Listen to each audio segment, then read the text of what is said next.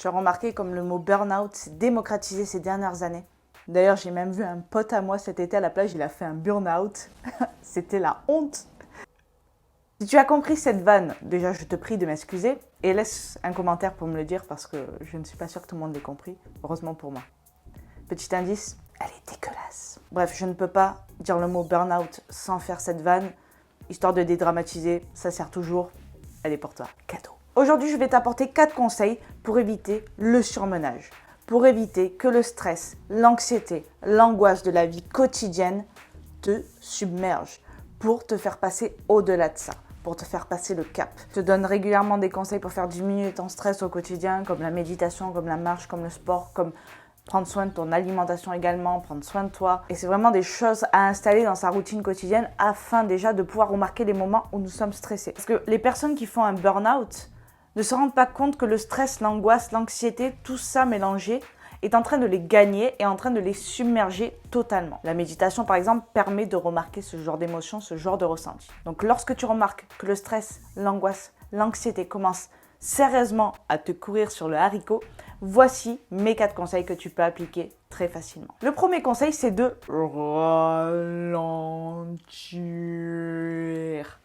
Non, pas comme ça. L'une des premières réactions du corps face au stress, c'est le fait d'accélérer de manière générale. Il va accélérer les battements du cœur, il va accélérer la respiration et parfois même, inversement, la respiration va être coupée. Tu ne vas même pas te rendre compte que tu seras en apnée à cause du stress. Donc très simple, pour ralentir, je ne te demande pas de me faire comme ça. J'adore faire ça. Je te demande juste de justement reprendre conscience à ta respiration parce que c'est toi qui la contrôle. C'est quelque chose vraiment que l'on peut contrôler constamment.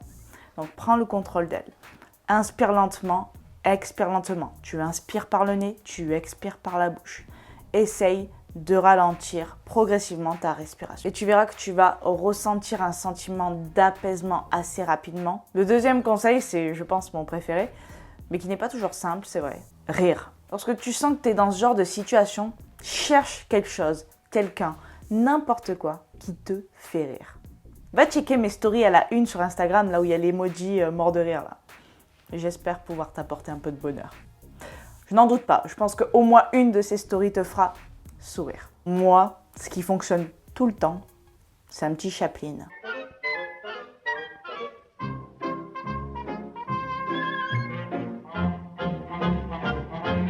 Alors moi, tu me mets une vidéo, un court-métrage, un long-métrage de Charlie Chaplin. Chose ange. Plus sérieusement, le rire est véritablement thérapeutique et il va faire considérablement diminuer le stress. J'invente rien, c'est prouvé. Et encore une fois, fais-le par toi-même et tu verras le résultat par toi-même. Bien évidemment, je ne te demande pas de fuir par exemple une émotion. Si tu reçois une mauvaise nouvelle, vite, il faut que j'aille rire ou tu vois des trucs comme ça. Prends le temps malgré tout de ressentir une émotion aussi douloureuse soit-elle et ensuite, pour essayer de sortir de cet état, le rire peut t'aider. Il est même prouvé que le simple processus physique que l'on fait lorsque l'on rit peut faire baisser notre tension artérielle.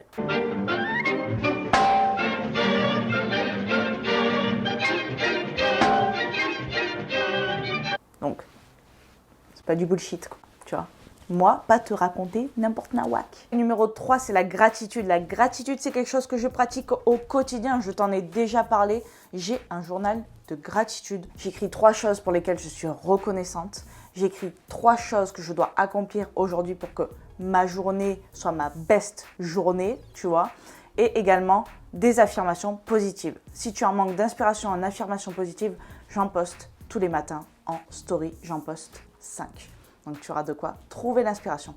Et le soir, j'écris 3 choses qui se sont passées dans ma journée qui font que j'en suis gratifiante. Ouais, c'est ça qu'on dit. Qu'est-ce que j'aurais pu faire pour qu'elle soit meilleure? Alors la gratitude, c'est pas un petit délire de hippie ou de je sais pas quoi, comme tu aimerais l'appeler. C'est quelque chose qui est prouvé également. Ça augmente considérablement le bien-être émotionnel et ça va t'aider à tout simplement reconnaître que la beauté, la force peut se trouver même dans les choses imparfaites, même dans l'imperfection. Et ça, c'est très précieux, ma gueule. Ça fait longtemps que je n'ai pas dit ma gueule. Ça t'a manqué? Non? C'est pas grave. Et le quatrième conseil, c'est prendre l'air. Vraiment, l'idéal, prendre l'air au contact de la nature évite la pollution. Sors marcher, même 5 minutes. Sors prendre l'air, sors au contact de la nature. Sors juste respirer sans rien faire d'autre. Ne commence pas à sortir ton téléphone, aller sur Instagram. Regardez, je suis en train de prendre l'air. Je suis la première à le faire. Même 5 minutes, comme je te le disais, ça peut vraiment, réellement te requinquer. En plus de ça, je te rappelle l'importance énorme de t'exposer à la lumière du jour au quotidien. Ne commencez pas à pleurer dans les commentaires, les Parisiens, les Bretons et les Normands. Je parlais de lumière du jour et pas de lumière du soleil, ok. Bien sûr, la lumière du soleil, c'est toujours mieux. Mais la lumière du jour, c'est déjà beaucoup. Alors, ok. Sinon, tu viens sur la Côte d'Azur. C'est tout. Et je comprends pas, moi. Tu comprends, toi? Non, je parle toute seule. Et comme je te le disais, l'idéal au contact de la nature. Premièrement, tu ne seras pas au contact de la pollution. Pour respirer, t'oxygéner, c'est quand même mieux, hein, on va se t'avouer. Mais en plus de ça, il y a une énergie réelle dans la nature qui va pouvoir te recharger toutes tes batteries. Tu n'es pas l'iPhone, on ne met pas les doigts dans la prise. Oh! Voilà pour cette vidéo, j'espère qu'elle t'aura plu, qu'elle t'aura aidé. N'hésite pas à me le dire dans les commentaires. N'hésite pas à me dire également dans les commentaires s'il y a certains thèmes que tu voudrais que j'aborde précisément. Je te les apporterai sur un plateau en argent. Il est temps que cette vidéo se termine. Je te dis à bientôt dans une nouvelle vidéo et en attendant, je t'envoie plein de good vibes. Ciao!